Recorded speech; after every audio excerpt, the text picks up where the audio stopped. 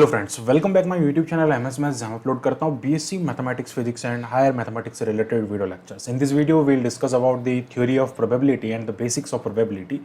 So basically the topics we'll cover in the video, that is the random variable, random experiment, basically not random variable, random experiment, sample space and event. These three topics will be covered in this video. And अगर आपको video पूरा समझना है सारे topic तो please video को पूरा last तक देखें, ताकि आपको हर एक टॉपिक जो है वो अच्छे से क्लियर हो जाएगा. हम इसमें सारे टॉपिक्स की डेफिनेशन, एग्जांपल्स एंड कंडीशंस के बारे में यहाँ पे जो है कंप्लीटली डिस्कस करने वाले हैं.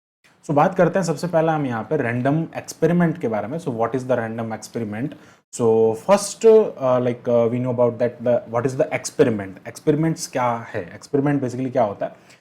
एक्सपेरिमेंट एक आप कह सकते हैं कि एक टाइप का वर्क है. आप एक वर्क कर रहे हैं किसी भी रिजल्ट को लेने के लिए, टू गेट सम रिजल्ट्स, और वो results like some time it will be the known result और अननोन रिजल्ट. ठीक है, तो अब जब बात कर रहे हैं पर रैंडम एक्सपेरिमेंट की, तो what is the random experiment? Random experiment is said to be like satisfied like two conditions. First condition is that कि यहाँ पे जो उसके पॉसिबल आउटकम्स जो होंगे, आउटकम्स बेसिकली रिजल्ट, आउटकम का मतलब हो गया रिजल्ट. यहाँ पे जो उसके रिजल्ट्स हैं वो एक तो एक से ज़्यादा होना चाहिए, more than one possible results या पॉसिबल आउटकम होने चाहिए.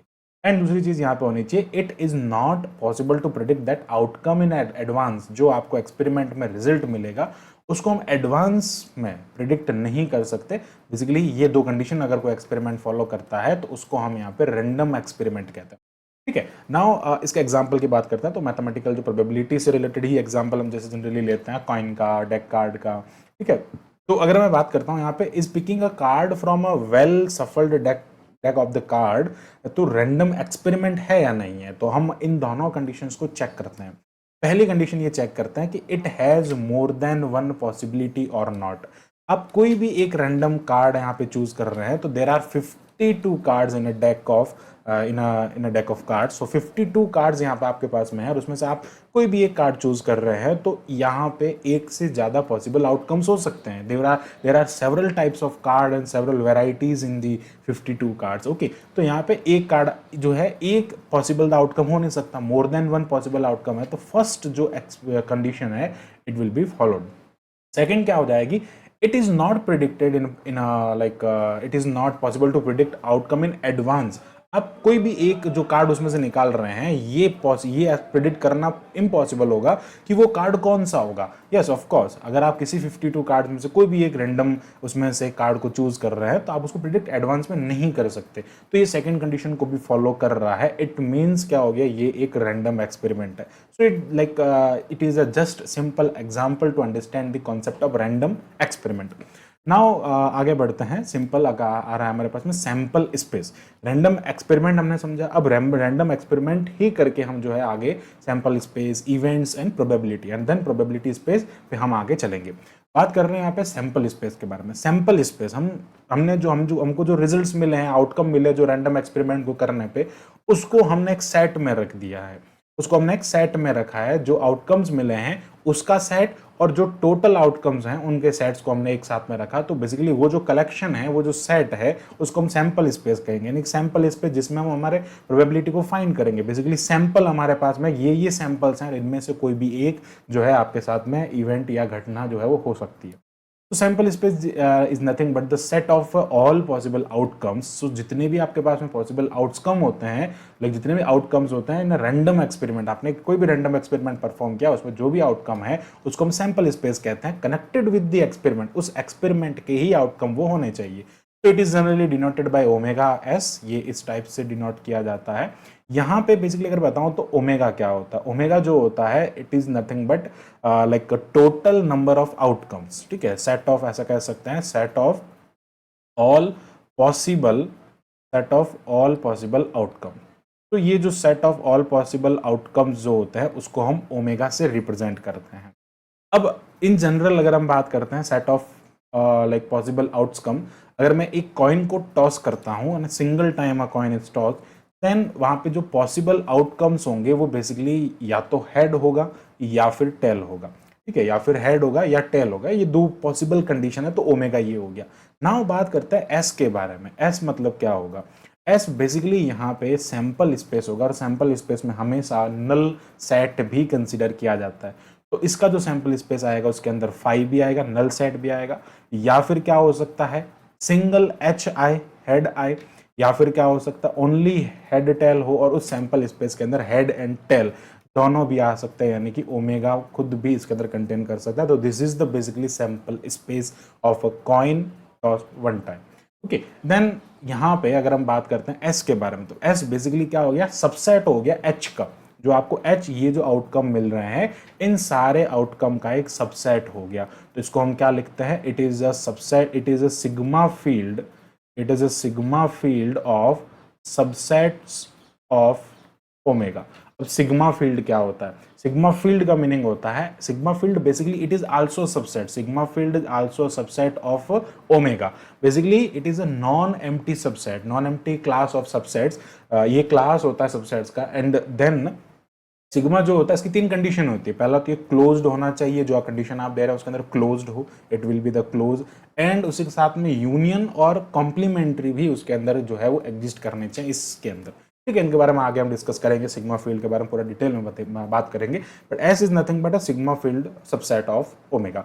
एंड बेसिकली हम कैसे कह सकते हैं एस जो है वो जितने भी आपके पास में पॉसिबल आउटकम्स है उनका यहाँ पे सबसेट हो जाएगा। Okay, now the element of set omega is called the like sample point. ये जो आपको इसके एलिमेंट मिले हैं, ये जो एलिमेंट्स के जो ये जो सेट है ओमेगा, इसके जो एलिमेंट्स हैं उनको हम कहेंगे सैंपल पॉइंट। ये सैंपल स्पेस होगा और इसके जो एलिमेंट्स होंगे that is known as sample point. And the number of element of omega may be finite or one corresponding to natural number or real number. It means that one corresponding natural number and real number का मतलब हो गया it can be countably infinite or infinitely many. Okay, कुछ भी ये हो सकता है, इसके टाइप के बारे में हम आगे डिस्कस करते हैं। नाउ एग्जाम्पल ये हो गया, लाइक इसके बारे में हमने बात कर लिया, sample space of a single toss of a fair coin. अगर फेयर कॉइन सिंगल टॉस करेंगे तो उसका मैंने एग्जाम्पल यहाँ पे आपको बता दिया। अब बात करते हैं sample space of single toss of two coin. Two coin को अगर आप यहाँ पे करेंगे तो बेसिकली क्या हो सकता है, या तो आपको हेड हेड मिल सकता है, मैं ओमेगा की बात करता हूँ, ठीक है, या फिर आपको हेड टेल मिल सकता है, एंड यहाँ पे आपको लाइक टेल टेल भी मिल सकता है, एंड आपको टेल हेड मिल सकता है। तो basically these are the possible outcomes. Now अब बात करते हैं इनके सैंपल स्पेसेस के बारे में। अब सैंपल स्पेसेस में क्या हो सकता है, फाइव भी आ सकता है, सिंगल सिंगल भी आ सकते हैं सारे, ये डबल डबल भी आ सकते हैं, ये दोनों, ये इसके साथ में, फिर ये तीन तीन भी साथ में आ सकते हैं, एंड देन टोटल ओमेगा भी होगा।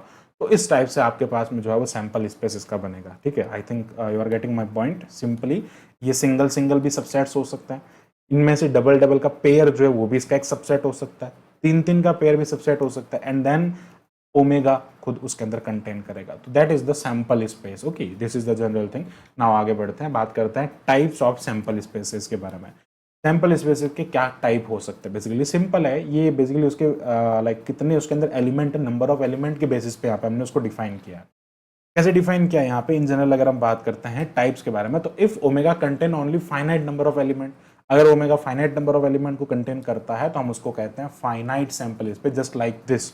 इसमें कितना है, फाइनाइट नंबर ऑफ ओमेगा यहाँ पे क्या है, finite number element outcomes, possible outcomes आपको यहाँ पे मिल रहे हैं। So basically that is the finite sample space.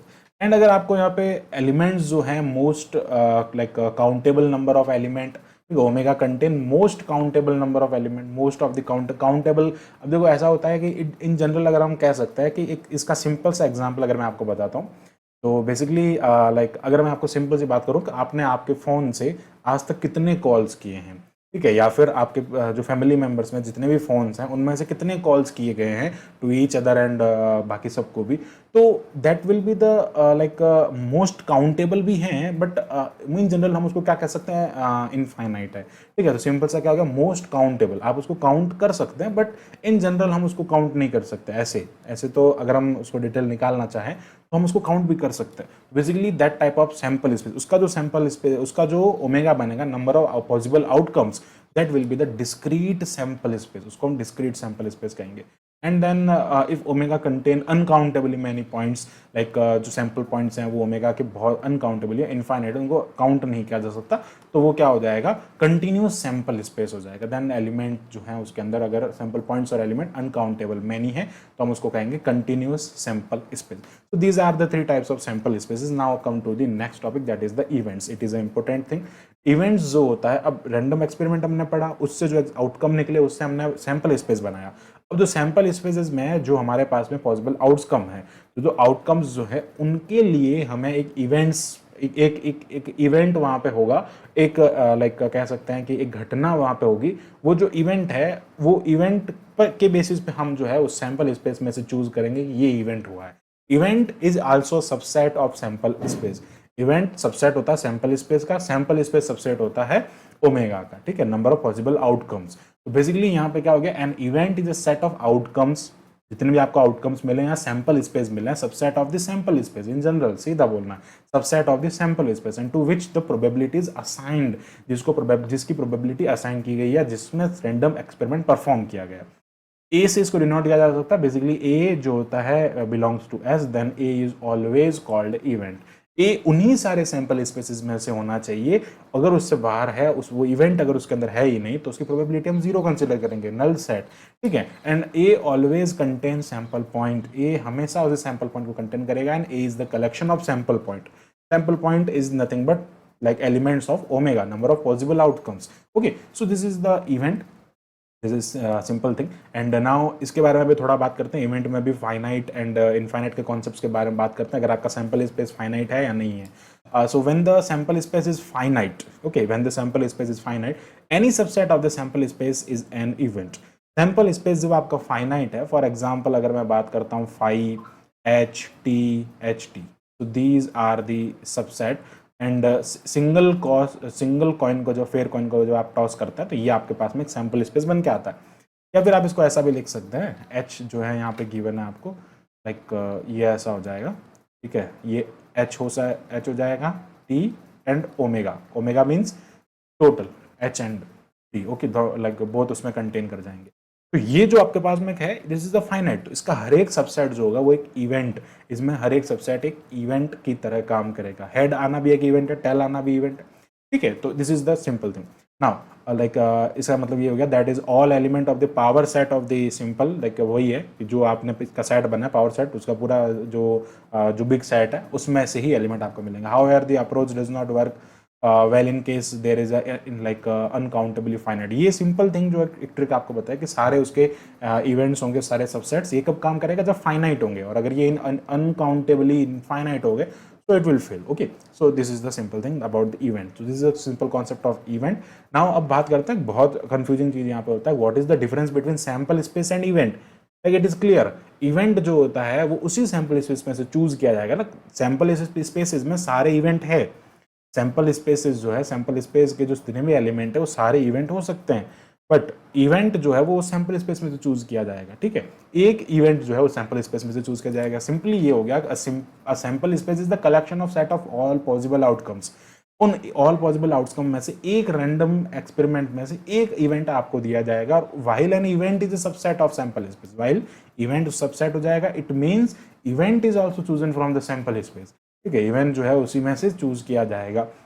okay, and then for example a die is rolled and the sample space will be the this, okay, ये एक sample space उसका बन रहा पूरा 1 2 3 4 5 6, these are the possible outcomes when a die is rolled one time, okay, and like the event getting an even number, अगर हम उसमें से even number, ये event हो गया, even number odd number उसमें से निकालना, that will be the event, और वो क्या हो जाएंगे 2 4 6, and it is also subset of this 2 4 6, like ये बाहर नहीं हो सकते, ये उसी सैंपल स्पेस में से ही होंगे जो आपने बनाया है, जो उसके नंबर ऑफ पॉसिबल या नंबर ऑफ जितने भी लाइक पॉसिबल आउटकम है वो उसमें से होंगे। तो जितने भी omega, like this is nothing but omega ही आपको पे मिल रहा है, ठीक है, ओमेगा। एंड इसका अगर आप सैंपल स्पेस बनाना चाहते हो तो 1 2 3 4 इंडिविजुअल आ जाएगा, ठीक है, ये पूरा क्या हो जाएगा, सैंपल स्पेस हो जाएगा। This is the like basic difference between the sample space and event. Now come to the next example के बारे में बात करते हैं। ये एग्जांपल आपके पास में, the sample space of the tossing of 3 coins simultaneously, एक साथ में टॉस किया जाता है, इज गिवन बाय, ये इस टाइप से दे देंगे, ये इसका सैंपल स्पेस जो है आपको दे दिया गया, and right the event for at least 2 head, एक ऐसा इवेंट राइट करना है जिसमें एटलीस्ट 2 हेड आपको यहाँ पे मिलेंगे। तो बेसिकली ये इसी का सबसेट होगा।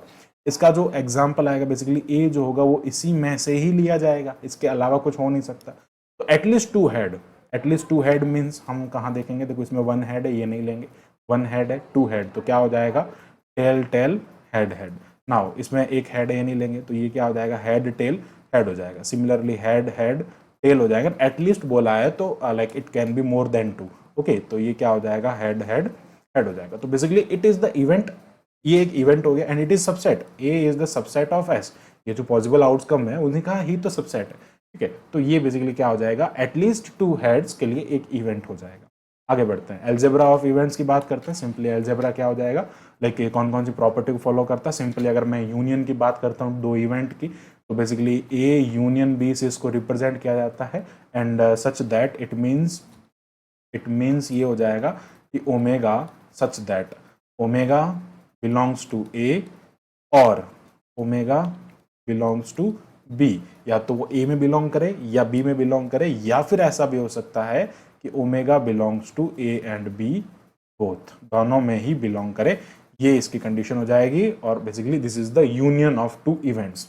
नाउ इंटरसेक्शन की बात करते हैं, तो basically like intersection will be the A intersection B and it means that the omega such that an element is in intersection, that is omega, like w or omega, like omega belongs to a and omega belongs to b.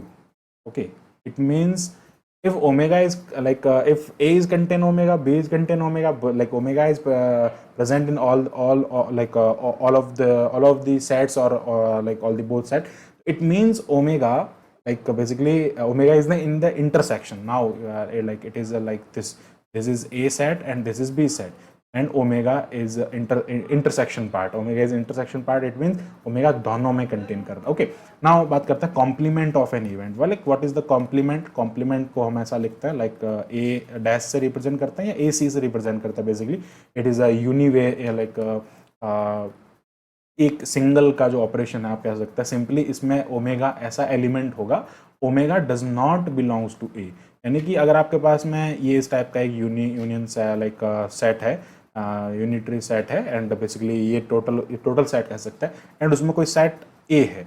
अब यहाँ पे कोई एक element present है which is like not a part of A, उस A set का part नहीं, यानी कि it does not contain in A, that is the complement. Now relative complementary, it is like very important in the probability. Like relative complementary, like 2 types, like one a minus b and second is the b minus a. Like it means, what is the meaning of this, that omega such that omega contain in a but omega contain in a but minus b हो रहा है ना, it means omega does not contain in b, like that is like complement, omega does not contain, like b does not contain omega, omega does not belongs to b. Similarly in this case we can say that, yeah, writing here like b minus a, it means omega such that omega belongs to b but omega does not belongs to a। इस type से वो a में belong, जो minus हो रहा है उसमें वो एलिमेंट बिलोंग नहीं करेगा। So this is the simple thing of the algebra of the events, and now come to the like law of operations. Like these are the simple properties we can say, like commutative law. First of all बात करते हैं commutative law के बारे में।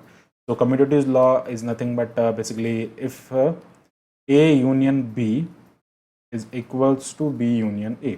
Simple. It is like A plus B is equals to B plus A. Simply A union B is equals to B union, and A intersection B is equals to B intersection A. Okay, so this is the commutative law. And now like reflexive law, like what is the reflexive law? That is like A union A is nothing but A, and similarly A intersection A is nothing but A. Okay, this is the simple.